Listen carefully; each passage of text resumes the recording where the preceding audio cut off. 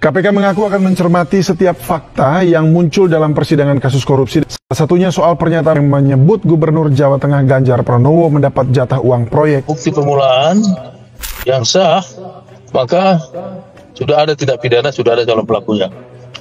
Karena ini menyangkut pejabat negara, pegawai negeri sipil, dugaan kuat pastilah tindak pidana korupsi yang seperti disebut Pak Susno tadi. Kemungkinan yang lain itu sangat-sangat kecil sekali. Nah, mengenai cuci uang ya besar juga dugaannya.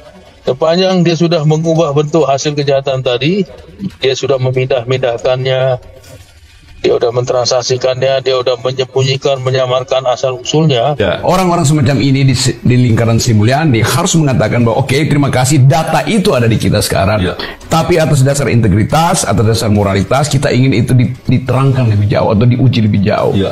Kok sekarang justru itu ditutupi dengan lapisan-lapisan headline itu segala macam kan. Itu poin saya. Jadi tetap terbaca sebetulnya dia terjebak dengan mengatakan case close, bukan. Yang diterangkan oleh PPATK itu adalah data, dan data itu harusnya ditindaklanjuti untuk ditentukan di dalamnya ada crime apa tidak kan. Betul. Kan nggak mungkin data yang udah dikirimkan 200 kali nggak ada crime di situ kan. Dan itu menyangkut nama-nama yang strategis. Kita perlu mengkritisi ini, kita perlu melihat ini dan mendorong ini diungkap dengan jelas, karena dampak dari korupsi di bidang pajak maupun bea cukai itu dahsyat sekali. Jangan dipikir ketika korupsi di bidang bea cukai itu hanya uang negara yang tidak bisa diterima sebesar yang semestinya, tapi dampaknya juga terkait industri. KPK dan Jaksa Agung dapat juga menangani tindak pidana pencucian uang. Jadi mengusut tindak pidana ini sebenarnya amat sangat gampang. Karena apa? Yang disampaikan oleh PPATK adalah laporan intelijen yang sangat akurat, yang sulit untuk dibantah. Saya punya banyak pengalaman untuk meneliti data-data dari PPATK, baik sifatnya laporan hasil analisis maupun laporan hasil pemeriksaan. Kalau didalami, kemungkinan besar atau kemungkinan besar sekali bahkan itu ada korupsinya dan ada pencucian uangnya. Ketika dikatakan bahwa itu adalah transaksi terkait dengan kejahatan predikat crime yang berhubungan dengan perpajakan atau bea cukai yang ditangani oleh tentunya Dijen Bea Cukai atau Dijen Pajak dalam konteks penyidikan tentunya atau penegakan hukumnya. Paham saya, ketika itu kaitannya dengan transaksi yang mencurigakan, itu hampir selalu ada kaitan sama internal atau oknum di internal di pejabatnya, yang itu namanya korupsi.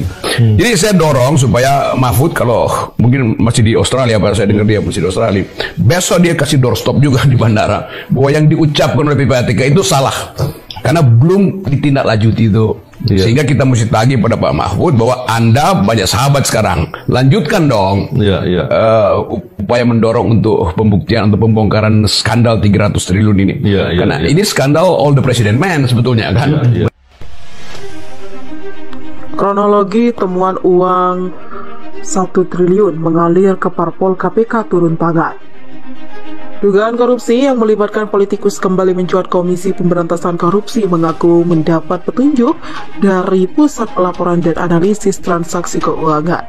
Petunjuk itu merupakan adanya dugaan aliran dana yang mengalir ke anggota partai politik dengan nilai yang fantastis, yakni mencapai 1 triliun. Mengenai aliran dana tersebut, PPATK sebelumnya menyebut uang itu merupakan hasil kejahatan. Adapun uang itu mengalir di anggota partai politik dalam rangka untuk persiapan pembiayaan pemilu 2024. Meski demikian, hingga kini belum diketahui pasti anggota partai politik mana yang menerima aliran dana tersebut. Lantas, apakah KPK akan menelusuri dugaan korupsi dalam aliran dana tersebut? Juru bicara KPK bidang penindakan dan kelembagaan Ali Fikri mengatakan hingga kini pihaknya masih mendalami petunjuk dan didapat dari PPATK tersebut. Menurut Ali, laporan PPATK tersebut merupakan data yang bersifat intelijen. Karena itulah hingga kini statusnya belum menjadi barang bukti. Laporan intelijen itu belum menjadi alat bukti tapi petunjuk awal agar bisa dikembangkan. Lebih lanjut, laporan hasil analisis dari PPATK, demikian kata Ali.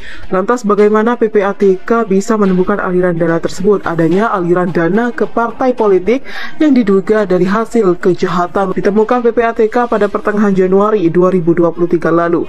Kepala PPATK Ivan Yustiavandana mengatakan aliran dana sebesar 1 triliun itu pertama kali ditemukan ketika PPATK melakukan riset permodalan pemilu 2024. Setelah ditelusuri lebih lanjut, Ivan terkejut bahwa ada dugaan dana tersebut sudah mengalir ke anggota partai politik sejak 3 tahun lalu.